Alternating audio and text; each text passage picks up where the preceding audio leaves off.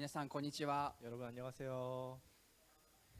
礼拝に来られた皆さんを主の皆によって祝福いたします。 이 예배에 오신 여러분을 주님의 이름으로 환영합니다. 今日もこうして皆さんと一緒に御言葉を聞けることを本当に嬉しく思います。 오늘도 이렇게 여러분과 함께 예배를 드릴 수 있음을 정말로 기쁘게 생각합니다. 今日もですね、続けて使徒の働きの御言葉から一緒に聞いていきたいと思います。 오늘도 계속해서 사도행전에서부터 말씀을 나누려고 합니다. 皆さん3章で起こったことを覚えていますか？ 여러분 3장에서 어떤 일이 일어났는지 기억하고 있나요? ペテロとヨハネによってその神殿にいた足の不自由な人が癒されるという奇跡が起こりました。 베드로와 요한이 다리가 불편한 사람을 치유하는 기적을 일으키게 되었습니다. ペテロは私にあるものをあげようと言って手を差し伸べ、彼を見てイエス・キリストの御名を与えたんです。 베드로는 내가 있는 것을 너에게 주겠다라고 하고 그 사람에게 예수 그리스도의 이름을 주었습니다. するとですね、彼はもう腰も強くなって立ち上がって神殿に行って神様を賛美する者へと変えられました。 그러자 그 사람은 허리도 강해지고 일어나서 걸어다니고 그리고 성전에서 기쁘게 찬양하게 되었던 것입니다. 神殿にいた人々はもう歩くその彼の姿を見てとても驚きました。 성전에 있던 사람들은 걷지 못했던 그 사람이 갑자기 걸어서 찬양하는 것을 보고 크게 놀라게 되었습니다. みんなその彼を彼とペテロとヨハネをですね、不思議な目で見たんです。 많은 사람들이 그 사람과 베드로와 요한을 신기한 눈으로 쳐다보고 있었습니다. そんな自分たちを見てくる人々に彼はイエス・キリストによって与えられる信仰によって癒されたんだよとそのように言いました。 그런 눈으로 보는 그 사람들에게 베드로는 예수 그리스도의 이름으로 이렇게 치유를 받은 거야라고 말을 했습니다. そして悔い改めて主に立ち返りなさいということも語りました。 그리고 회개하고 주님께 다시 되돌아오세요라고 했습니다. 皆さんペテロってどんな人か覚えていますか？ 여러분 베드로가 어떤 사람이었는지 기억하고 있나요? 一番有名な物語はイエス様を知らないって3回も言った裏切り者の人です。 제일 유명한 것은 예수님을 3번이나 부인했던 배신자였습니다. そんな彼が聖霊に満たされてイエス・キリストの皆を伝えたんです。 그랬던 그 베드로가 성령님에 의해서 이렇게 예수님을 전하게 되었던 것입니다. そんなペテロでしたけれども、今日もですね、素晴らしい働きをします。 그런 베드로였지만 오늘도 베드로는 큰 일을 하게 됩니다. 私たちも昨日までの1週間、ペテロのように神様を知らないと言って生きてきたことがあるかもしれません。 저희들도 어제까지의 일주일간 하나님을 모른다고 부인했던 적이 있을 수도 있습니다. そんな私たちであっても、このイエス様の名前を受け取るときにもう一度聖霊によって歩き出すことができるんです。 그런 저희들도 예수 그리스도의 이름을 받을 때 성령님을 받을 때 다시 걸어 나갈 수 있는 것입니다. 今日ももう一度聖霊と御言葉によって一緒に頑張って歩き出していきましょう。 오늘도 다시 한번 우리가 성령님과 말씀으로서 다시 걸어 나갈 수 있으면 좋겠습니다.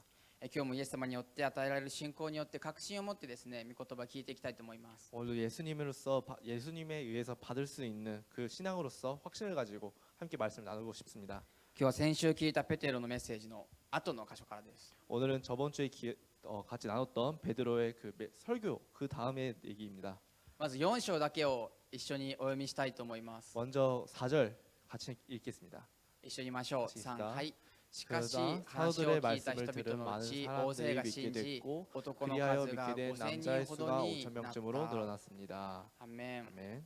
3章でのこの足の不自由な人の癒しとペテロのメッセージを聞いて、この日男の数だけで5000人もイエス様を信じたんです。 이 3장에서 다리가 불편한 사람이 치유가 되었고 그리고 베드로의 설교에 인해서 남자만 셌을 때 5천 명이나 예수님을 믿게 되었던 것입니다.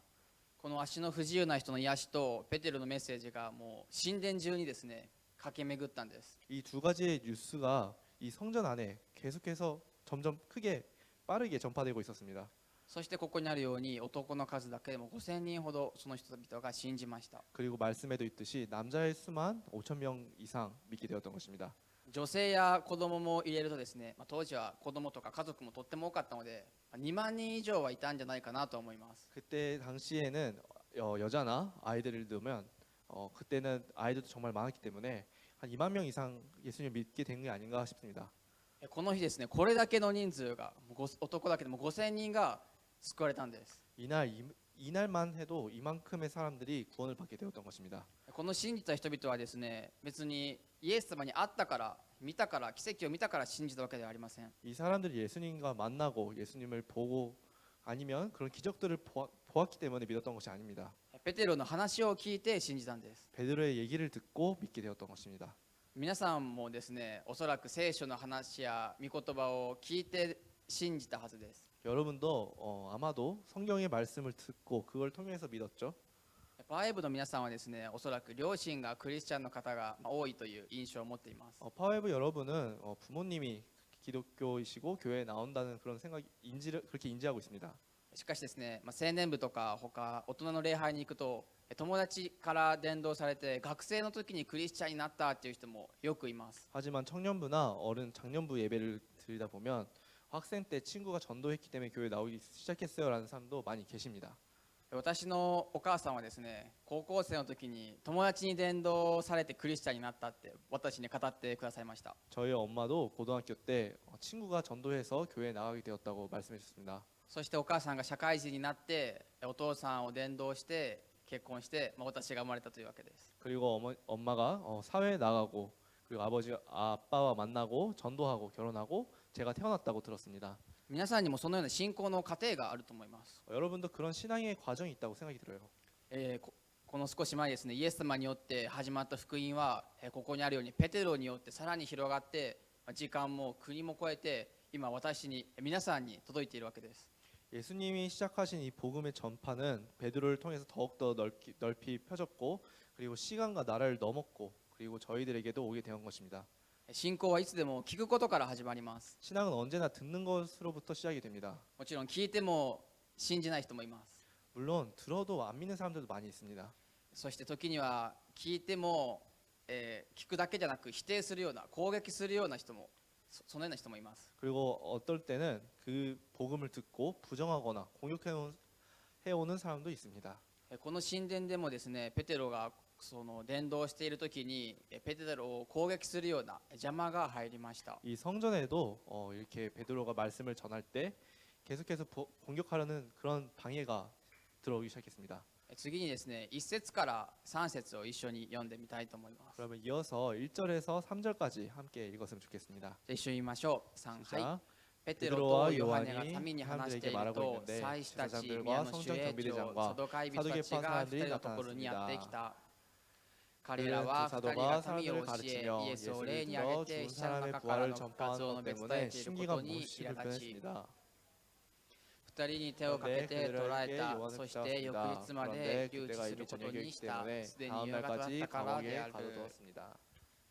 ここに一節にあるですね、宮の守衛長というのはエルサレム神殿、教会のナンバー2の人です。 여기서 성전 경비 대장이라는 사람은 예루살렘의 성전에서 넘버 2인 사람입니다. イエス様をですね、捕らえに来る時も一緒に来たこの宮神殿の治安を守るような人です。 예수님을 잡으러 올 때도 함께 왔었던 이 성전을 치안을 지키는 그런 존재입니다.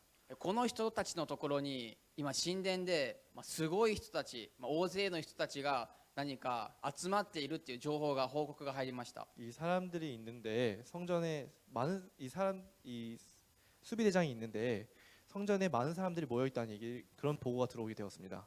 このペテロとヨハネによるこの集会のようなものは数時間も続いていたんです。 이 베드로와 요한이 이렇게 일으킨 집회는 벌써부터 몇 시간씩이나 이어져 있었던 것입니다. 祭司たちはペテロとヨハネに苛立ったと書いてあります。 제사장들은 베드로와 요한에게 때문에 몹시 신기가 불편했다고 써 있습니다. 苛立った理由はいくつかあると思いますけれども、ペテロとヨハネが勝手に民に聖書を教えていたことに苛立ったんです。 심기가 불편했던 이유는 많이 있다고 생각이 들지만 그 중에서도 그 베드로와 요한이 마음대로 백성들에게 가르침을 주고 있다는 것이 제일 불편했다고 생각이 듭니다. 自分たちのその神殿、現代でいう教会で知らない人々が勝手に聖書を教えているんです。 내 성전에서 마음대로 모르는 사람이 성경에 대해서 가르치고 있는 것입니다. 誰の許可をもらってそこであなた方聖書を教えているのか、誰に話を通したのかというそのような思いで彼らは苛立っていました。 누구의 허가를 받고 이런 짓을 하는지, 누구에게 얘기를 했는지 라면서 그런 이 둘은 점점 신기가 불편하게 되었습니다. しかもペテロたちはイエス様を殺したのはあなた方です。神様に悔い改めて立ち返りなさいってそのようなことを教えていたんです。 게다가 베드로는 예수님을 십자가에 못 박힌 것은 당신들입니다라고 가르치고 그리고 하나님께 다시 돌아가고 회개하세요라고 했습니다. このリーダーたちから祭司たちからするともう誰が誰に何を教えているのかという全く謎な状況ですね。 그렇기 때문에 제사장들이 생각하기에는 누가 누구에게 무엇을 가르치고 있는지 정말 이해가 안 되는 그런 상황이었습니다. さらに彼らが苛立っていた理由があるんですけれども、それはペテロたちが復活を語っているからでした。 더더욱 이렇게 심기가 불편했던 이유는 베드로들이 예수님의 부활을 전하고 있었기 때문입니다. このサドカイ人たちというんですけれども、彼らはですね復活を絶対に信じない、グループだったんです。 이 사람들은 예수님의 부활을 절대로 믿지 않은 사람들이었습니다. つまりペテロとヨハネはその彼らの教えにないことを勝手に教えていたということですね。 그렇기 때문에 베드로와 요한은 자기들이 가르치고 있는 그런 것들이 아닌 다른 것을 가르치고 있던 것으로 생각이 들었죠. しかもこの復活していたって教えている人が自分たちがちょっと前に2ヶ月ぐらい前に裁判にかけて頑張って殺したイエスのことだったんです。 게다가 이렇게 부활하고 있다고 전하고 있는 그 당사자는 자기들이 열심히 재판에서 죽이기로 결정했던 예수에 대한 것이었습니다. ペテロたちはですね、自分たちが祭司たちが頑張って裁判にかけて頑張って殺したイエスが今も生きている、死んでない、蘇ったんだ、この子は神の人だと、そのように神の力によって復活したと語っていることに彼らは最も苛立ちました。 이렇게 해서 제사장들은 열심히 해가지고 재판에서 죽이게 되었던 그 예수를 베드로들은 죽지 않았어, 아직도 살아 있습니다, 하나님의 힘으로써 부활했습니다라고 전하고 있는 것에 최고로 심기가 불편하게 되었던 것입니다. この苛立ちというのはやがて暴力へと発展していきます。 그리고 이 감정은 이후에 폭력으로 이어지게 됩니다. 祭司たちはペテロとヨハネを捕らえました。 제사장들은 베드로와 요한을 잡게 됩니다. ただ解散させたわけじゃなくて、無理やりですね手をかけて2人を捕らえたんです。 그냥 해산시킨 것이 아니라 억지로 그 둘을 잡고 이 집회를 중단시킨 것이었습니다. この2人は午後3時の祈りの時間に神殿に行ったので、ここに夕方までとありますね。なので、数時間はこの集会のようなものを続けていました。 이 둘은 오후 3시에 기도 시간에 성전에 갔기 때문에 저녁 시간대까지 성경에 대해서 가르치고 있었습니다. 祭司たちは彼らこの2人を次の日まで留置所に入れて、そのまた次の日に裁判をすることにしました。 제사장들은 이 요한과 베드로를 그 다음 날까지 구치소에 감옥에 가둬두었고 그 이후에 재판에서 신문하게 됩니다. 次に5節から7節を一緒にお読みしたいと思います。 그러면 5절부터 7절을 함께 읽었으면 좋겠습니다. 一緒に読みましょう。3、はい。 시작. 翌 이튿날 日、民の指 통치자들과 導者たち、 장로들과 長老た 율법학자들이 ち、立法 예루살렘에 学者たちは 모였습니다. エルサレムに集まった。 거기에는 大祭司 대제사장 アンナス、カ 안나스가 ヤパ、ヨ 있었고 ハネ、ア 가야바, レクサン 요한, ドロと大祭司 알렉산더와 の一族も 대제사장 皆出 가문의 席した。 사람들도 있었습니다. 彼らは2人を真ん中に立たせて、お前たちは何の権威によって、また誰の名によってあのようなことをしたのかと尋問した。この日最も位の高い人々が裁判の場に集まりました。 이날 재판소에서 최고로 이렇게 권력이 있는 사람들이 모이게 되었습니다. この人々はイエス様を十字架にかけて殺したその人々です。 이 사람들은 예수님을 재판을 받게 하고 십자가에 못 박히게 한 그 당사자들이었습니다. ペテロとヨハネは自分がこの彼らに捕らえられるなんて想像していなかったでしょう。 베드로와 요한은 자기들도 이 사람들에게 재판을 받게 될 줄은 상상도 못했을 것입니다. そしてこの裁判には大祭司の一族も皆出席したとあります。 그리고 이 재판에는 대제사장 일족도 모여 있다고 써 있습니다. 大祭司というのはこのユダヤ教の一番偉いトップの人です。 이 대제사장이라는 사람들은 그 유대교에서 그 최고로 높은 사람들입니다. この時の当時の大祭司の一人に加えて、その前の大祭司も、そしてその後任の大祭司も名前がいっぱいありますけれども、彼らがみんなこの裁判に出席したんです。 이때 이 대제사장에 이어서 그 전 대제사장도 이 후임의 대제사장도 이런 사람들이 모이게 되었던 것입니다. 普通に生きている人々にとっては絶対関わることがないような、恐ろしい権力者たちです。 그냥 생활하고 있는 사람들한테서는 절대 만날 수 없는 그런 권위가 있는 사람들이었습니다. この彼らはペテロとヨハネ2人を真ん中に立たせて、何の権威によって誰の名によって私たちの神殿で勝手にこんなことをしたのかと、そのように問い詰めました。 이 사람들은 요한과 베드로를 가운데 세우고 누구의 권세와 누구의 이름으로 이런 짓을 하느냐라고 했습니다. 結果次第ではイエス様のように自分たちも殺されるかもしれないんです。 어쩌면 예수님처럼 사형에 받을 수도 있는 그런 상황이었습니다. 多くの国でもこのようにですね、迫害などがあって、今もそのような国があると思います。 많은 나라에서 지금 이 시간에도 같은 상황이고 큰 박해를 받는 나라도 있습니다. 実は、日本はですね、世界でも最もこのクリスチャンに対する迫害が昔ですけれども強かった国の一つでもあります。 사실 일본도 이 세계에서 최고로 그 기독교에 관한 박해가 심했던 나라 중에 하나입니다. この国の教えがあるのに、この王がリーダーがいるのに、誰に許可をもらってこのようなことを勝手に語っているのかと言って殺された人々が大勢いるんです。 이 나라의 가르침이 있는데 누구의 권위로서 그런 얘기를 하느냐라고 하면서 죽임을 당한 사람들이 많이 있습니다. 私たちが信じている聖書というのはですね、世界で一番売れている、買われている本であるのと同時に、世界で最も燃やされた、捨てられた本でもあるんです。 성경은 세계에서 최고로 많이 팔린 책이 그 동시에 세계에서 최고로 많이 태워져 버린 책이기도 합니다. 聖書にはそれほど希望が書かれていて、権力者たちにとってはそれがとても恐ろしいものになる、そのようなものでした。 그만큼 성경에는 큰 희망이 써져 있고 권력자들한테 있어서는 자기들의 권위를 흔들 수도 있는 그런 책이었습니다.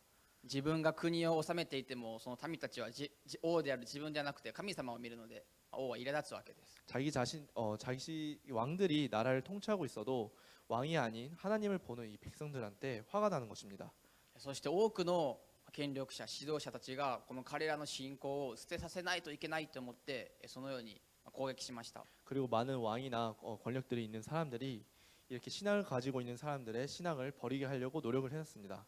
しかし迫害された彼らの信仰は全然なくならなかったんです。 하지만 박해를 당하는 그 사람들의 신앙은 없어지는 일이 없었습니다.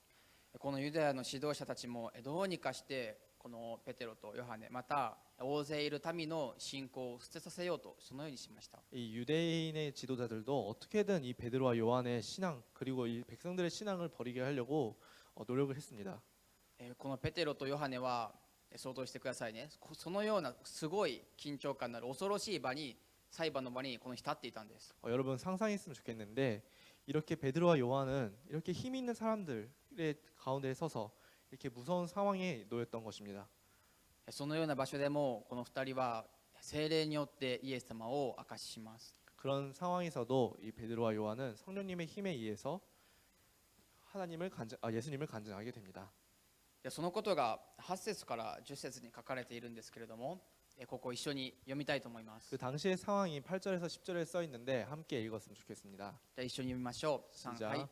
その 그때 時ペテロ 베드로가 は聖霊 성령의 に満たされ 충만해 て彼 그들에게 らに言った。 말했습니다. 民の指導者たち並びに長老の方々、私たち 오늘 が 여러분이 今日取り調べを受けているのが一人の病人に対する良い技と、その人が何によって癒されたのかということのためなら、皆さんもまたイスラエルのすべての民も知っていただきたい。この人が治ってあなた方の前に立っているのは。アメン。すいません、もう一個ですね。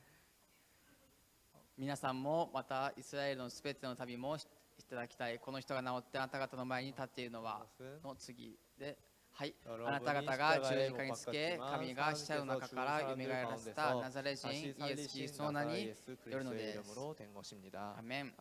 はい、以前のペテロであればですね、このような裁判のところに立ったら、いや私イエス様なんて知りませんって言うと思うんです。 옛날에 있었던 베드로였다면 이 상황에서 나는 예수님에 대해서 몰라요라고 했겠죠. 私は小学生の頃はよく僕教会に行ってるよ、イエス様信じてるよと多分言っていました。 저는 초등학교 저학년 때까지는 나는 예수님 믿어 교회 가고 있어라고 말했습니다. しかし中学生になると、言えなくなっちゃいました。 그리고 중학교에 들어가면서 그런 말을 못하게 되었습니다. おそらく高校生の後半ぐらいになったらちょっと信仰も育ってきて言えていたかなと思います。 그리고 고등학교 들어가서 후반 이제 졸업 가까워질 쯤에 신앙이 성장되고 조금씩 이렇게 오픈할 수 있게 되었습니다. 学校にいるほとんどの人々は、教会に行っていないし神様を知らないからですね。 왜냐하면 학교에 있는 친구들은 거의 다 교회도 안 가고 있고 하나님에 대해서 모르기 때문입니다. なので、イエス様信じてる教会に言っているというと不思議な目で見られるわけです。 그렇기 때문에 나 예수님 믿어 그리고 교회 나가라고 하면 신기하게 쳐다봅니다. そんな私がですね、もしこのペテロのところに裁判の場に立っていたらですね、イエス・キリスト全然知りません、全く関係ないですってもしかしたら言っちゃうかもしれないです。 그런 제가 만약 이런 상황에 서 있다면 저는 예수 그리스도 그런 사람 전혀 모르고 관계 없습니다라고 할 것입니다. イエス様のように殺されるかもしれないからです。 왜냐하면 그것 때문에 죽을 수도 있기 때문입니다. 皆さんはこの裁判の場に立っていたらどうでしょうか。 여러분이라면 어땠을까요? この裁判の場はですね、先ほども言いましたけれども、イエス様が裁判にかけられた場所と同じところです。 방금도 전에도 얘기했지만 이 재판을 받는 이 재판소 장소는 예수님도 재판을 받았던 곳입니다. ペテロは自分が大好きで尊敬していたイエス様がかけられたところ、裁判の場と同じ場所にこの日立たされているんです。 베드로가 많이 따르고 존경했던 예수님이 며칠 전에 이곳에 서서 재판을 받았던 곳이었던 것입니다. 以前ペテロはですね、イエス様が捕らえられた時、ここに一緒に連れて来られる予定でした。 이때 예수님이 잡혀서 이 재판을 받을 때 베드로도 함께 재판을 받을 예정이었습니다. しかしイエス様はその十字架にかかられる時、私イエス様知りませんって言ってここに来る前にもう逃げ出したんです。 하지만 베드로는 여기에 오기 직전에 예수님을 모른다고 3번이나 부인하고 도망갔던 것입니다. しかしこの使徒の働きの3章の日は逃げ出すことはしませんでした。 하지만 이날 베드로는 도망치지 않았습니다. すみません、この御言葉に3章って書いてありますけれど、これ全部4章ですね。 제가 잘못 썼는데 여기는 3장이 아니라 4장입니다. 前日に捕らえられた時も以前のようにですね、剣を抜いて人々に切りかかる、暴れる、そのようなことはしませんでした。 예전에 잡혔을 때처럼 이렇게 검을 꺼내서 이렇게 휘둘거나 그런 위험한 짓은 안 했습니다. 当時絶大なもう絶対的な権力を持っているユダヤのリーダーたちがもう自分2人を囲んでですね、尋問されているんです。 그 당시에 막강한 힘을 가지고 있었던 유대인의 리더들이 화를 내면서 자기들 신문하고 있는 그런 상황입니다. どうしてペテロとヨハネはこのようにですね、大胆に語ることができたんでしょうか。 어떻게 해서 이 베드로는 이렇게 담대하게 예수님을 전할 수 있었을까요? ペテロの信仰が強かったからではありません。 베드로의 신앙이 신앙이 깊었기 때문이 아닙니다. この御言葉にあるようにですね、聖霊に満たされて聖霊によって語ったからです。 말씀에 써 있듯이 성령으로 채워지고 성령의 힘을 인해서 전했기 때문입니다. ペテロはここでも自分のことではなくて私がどうとかじゃなくて、ただイエス様のことを語ります。 베드로는 여기서도 내 자신의 얘기가 아니라 예수님에 대해서 말을 하기 시작합니다. 私たちずっと聞いてきましたけれども、聖霊というのはイエス様のことを語るときに助けてくださるお方です。 우리가 계속해서 나누고 있는데 성령님은 예수님에 대해서 우리가 나눌 때 얘기를 할 때 일하시는 분이십니다. 誰によって話したのか、誰の権威によるのか、誰の名によってそのように言われたとき、ペテロは真っ向から向かってイエス・キリストに話を通したんですってそのように言いました。 누구한테 얘기를 했냐, 누구의 권위로서, 누구의 이름으로 이런 짓을 했냐라는 질문을 받았을 때 베드로는 직접 예수 그리스도의 이름으로라고 대답하게 되었습니다. イエス様の権威によるのです。ただ私ではなくイエス様の名によってとイエス・キリストだけを伝えたんです。 저는 예수님의 권위로 이렇게 했습니다라고 예수님의 이름만을 앞으로 세웠던 것입니다. 裁判というのは、おそらくですけども、自分がどうかということを話すところだと思います。 아마도 재판을 받는 그 상황은 내 자신에 대해서 말을 하는 상황입니다. なのでですね、自分たちが祭司たちが殺したイエス様の話をすると、さらに苛立つことをペテロは分かっててこんなこと言ったんです。 그렇기 때문에 이렇게 제사장들이 죽인 예수님에 대해서 이 베드로가 얘기를 한다면 더 이 제사장들이 화를 낼 것을 알고도 베드로는 말을 했던 것입니다. そしてペテロとヨハネが癒した彼は、足の不自由な彼はイエス・キリストに名によって癒されたのだと、そのこともはっきりと言いました。 그리고 이 다리가 불편한 사람이 치유된 것은 예수 그리스도의 이름으로 치유를 받은 것입니다라고 명확하게 전했습니다. そしてここでもですね、このイエスをあなた方は十字架にかけたのだと、そのように言いました。 그리고 여기서도 베드로는 여러분이 십자가에 못 박았지만이라고 말을 하게 됩니다. そして神がこのイエスをよみがえらせたんだともそのようにも言いました。 그리고 하나님께서 죽은 사람들 가운데서 다시 살리셨다라고 했습니다. 祭司たちがですね、自分たちが頑張って裁判をして殺したイエスが、自分たちが信じる神様がよみがえらせた、そして復活した、そんなことを彼らは聞いたわけです。 자기들이 열심히 노력을 해서 재판을 받게 하고 죽였던 그 예수를 자기들이 믿고 있는 하나님이 부활시키고 했다고 부활을 믿지 않는 그 사람들에게 말했던 것입니다. もう苦しそうなくらいですね、もう彼らは怒りに満ちたと思います。 미칠 정도 막 미칠 것 같이 막 화를 못 참을 그런 상황이었습니다. 先ほど私はこの日本という国はクリスチャンに対する迫害が最も強かった国の一つでもあるとも言いました。 오늘 저는 옛날에 일본은 세계에서 최고로 이렇게 기독교에 대해서 박해가 심했다고 말을 했습니다. 皆さん長崎県って知ってますか？ 여러분 나가사키현이라고 아시나요? 知ってる方も多いと思うんですけれども、その長崎で多くのクリスチャンたちが殺された歴史があります。 아시는 분도 계시겠지만 그 나가사키에서 많은 기독교 사람들이 죽임을 받게 됩니다. その長崎にはですね、そのクリスチャンの資料館っていうのがあって、そこにクリスチャンの殺されたクリスチャンの歴史がたくさんあります。 그 나가사키에는 기독교 자료관이 있고 거기서 많이 죽임을 받았던 신앙을 가진 사람들의 역사를 알 수 있게 됩니다. 当時はいろんな拷問が行われていました。 당시에는 많은 고문들이 많이 행해졌습니다.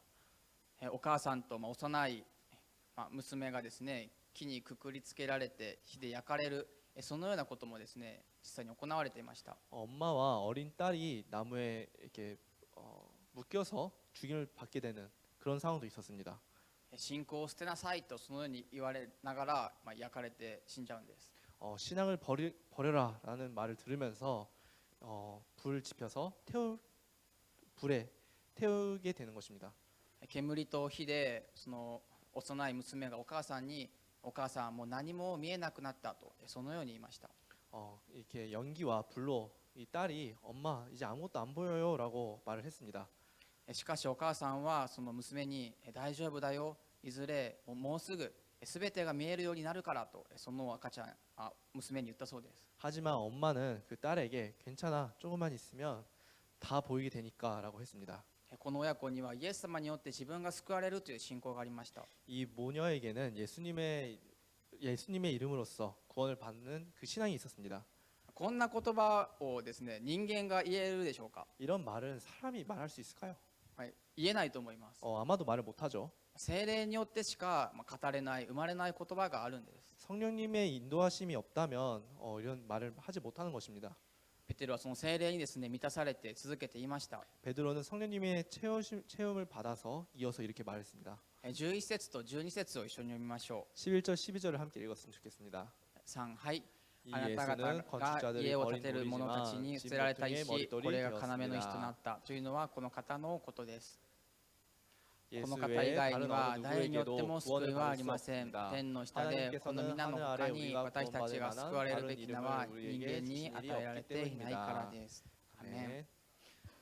この11節の御言葉はですね、もともとこの括弧で囲ってあるところはですね、詩篇の御言葉です。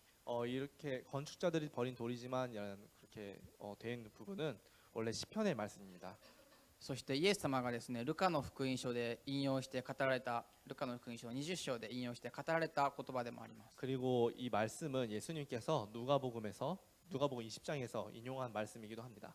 イエス様はここで初めて自分が救い主ということをみんなに示された、宣言されたところでもあります。 예수님께서는 여기서 처음으로 자기 자신이 구세주라는 것을 선언하셨습니다. ペテロはそのイエス様が言われたこの旧約聖書の言葉を自分も用いて、イエス様こそ救い主なのだと宗教のリーダーであるですね、彼らに言ったんです。 베드로는 예수님께서 말하셨던 이 구약 성경의 말씀을 자기도 인용하면서 예수님이야말로 구세주라는 것을 이 종교 리더들에게 말을 하게 되는 것입니다. このイエス様こそが唯一の救いですってそのように彼らに言い切ったんです。 이 예수님이야말로 유일한 구세주라는 것을 그 사람들에게 명확하게 말했던 것입니다. 旧約聖書に生きる皆さん、このイエスこそが唯一の救いです。あなたたちが待っていた救い主がこのイエスなんですってそのように言いました。 구약 성경에 살아가고 있는 여러분, 이 예수님이야말로 여러분이 계속해서 기다려왔던 유일한 구세주인 것입니다라고 말을 했습니다. まさに聖霊によって語った言葉です。 성령님의 인도하심에 따라서 했던 말씀입니다. イエス様が弟子たちと共におられた時ですね、弟子たちにあなた方は私を誰だと言いますかとそのように聞いたことがありました。 예수님께서는 제자들과 함께 계실 때 당신들은 내가 누구라고 말할 것입니까? 라고 물어봤습니다. 皆さんはこのイエス・キリストを誰だとどのようなお方だと思うでしょうか。 여러분은 이 예수 그리스도를 어떤 분이라고 어떻게 표현하실 것입니까? この問いに対してですね、ペテロはあなたは生ける神の子キリストですとそのように言いました。 여기서 이 질문에 대해서 베드로는 예수님께서는 살아계신 하나님의 자녀 그리스도입니다라고 답했습니다. しかしこのペテロの言葉はあまり心から言ってない言葉で、思いつきで適当に言ったような言葉でした。 하지만 이 순간에는 이 베드로는 그냥 나온 말을 전한 것이었습니다.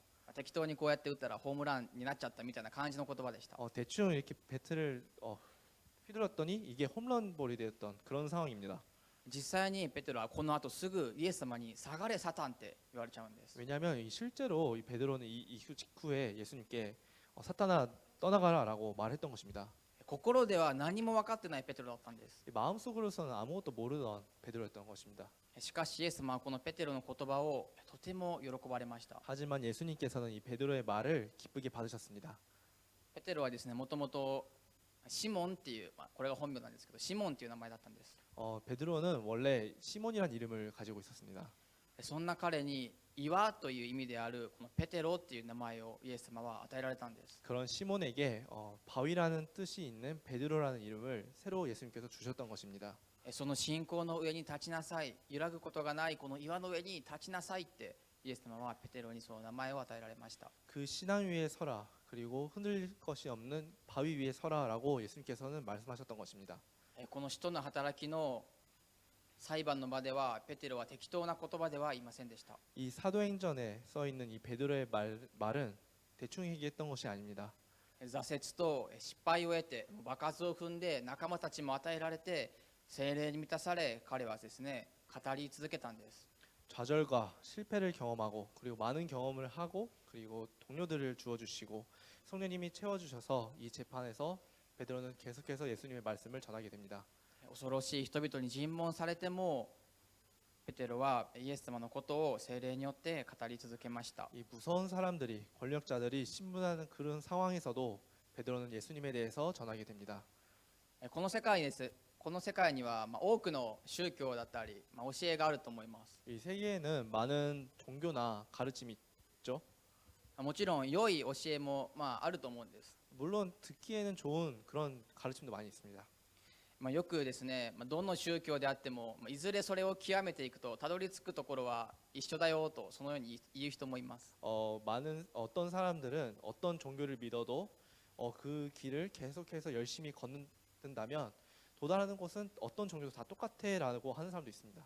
しかしですね、この救いっていうのは絶対に人間の力では手に入れることができないものです。 하지만 이 구원이라는 것은 절대로 사람의 힘으로 사람의 노력으로 얻을 수 있는 것이 아닙니다. 自分の頑張りや努力や考え、教え、思想で今まで救いを手にしてきた人っていうのはこれからも絶対にいません。 내 생각, 내 노력, 내가 가지고 있는 그 사상 이런 것들로 구원을 받은 사람은 이 세상에 한 명도 없습니다.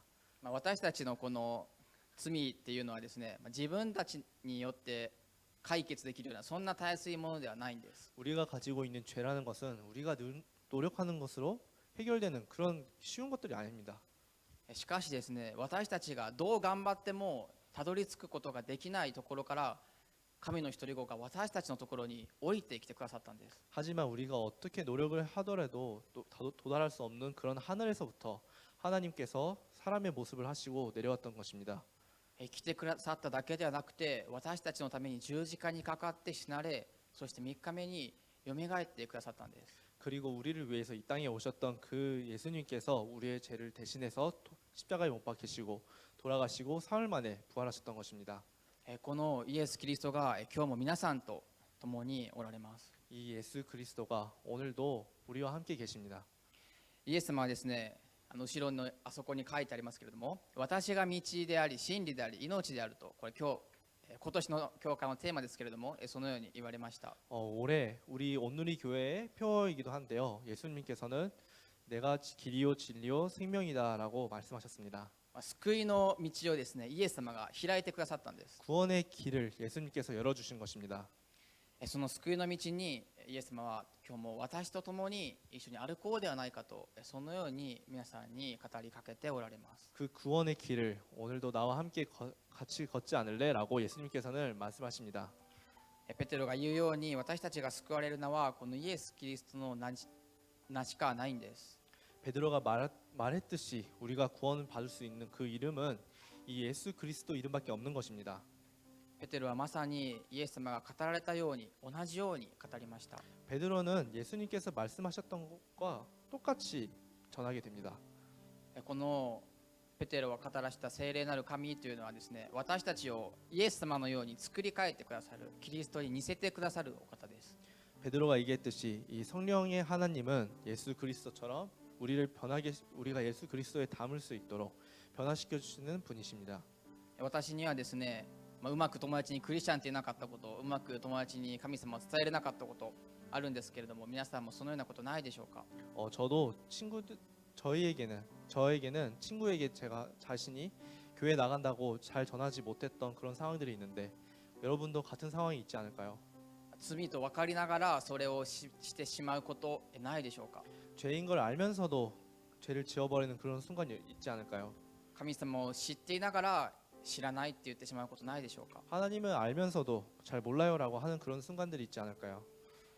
ペテロを変えたその聖霊が今日も私たちに注がれて、皆さんをこのイエス・キリストのように作り変えようと聖霊はされているんです。 베드로를 변화시킨 이 성령님께서 오늘도 우리에게 부어주셔서 우리를 예수님께 닮은 모습으로 변화시켜 주시고 계시는 것입니다. 40年以上立てなかったこの足の不自由な人が立ったように、私たちを再び立たせようとしてくださっているんです。 40년 이상 이렇게 서서 걸은 적이 없는 그 사람이 다시 서서 걸어 나갔던 것처럼 우리들의 인생도 예수 그리스도의 이름으로써 서고 걸을 수 있게 되는 것입니다. おそらくですね、今週も私たちがクリスチャンとして生きていくことが難しいことあると思います。 이번 한 주도 우리가 기독교인으로서 살아가는데 어려움을 겪을 때가 있습니다. そのことを感じたときに、ぜひ聖霊に頼る、イエス様に頼るパワーウェーブの皆さんであっていただきたいと思います。 그런 상황에서는 여러분 꼭 성령님을 의지하는 수 있으면 좋겠습니다.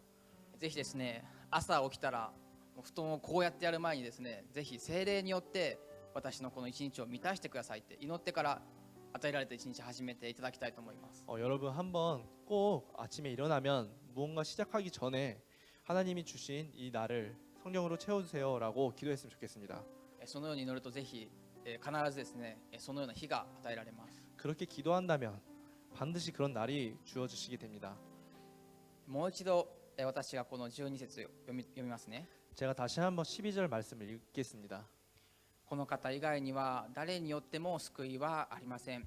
天の下でこの皆の他に私たちが救われるべき名は人間に与えられていないからです。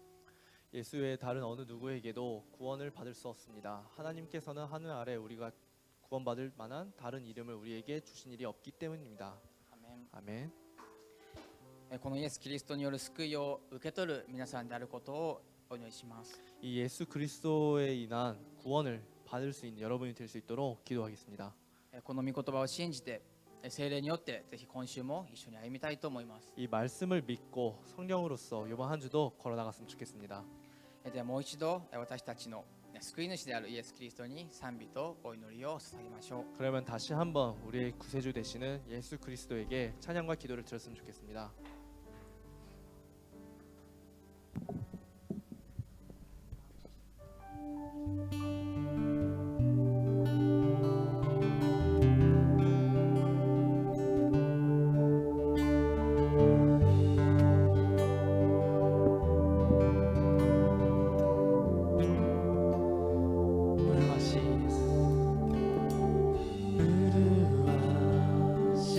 예수 나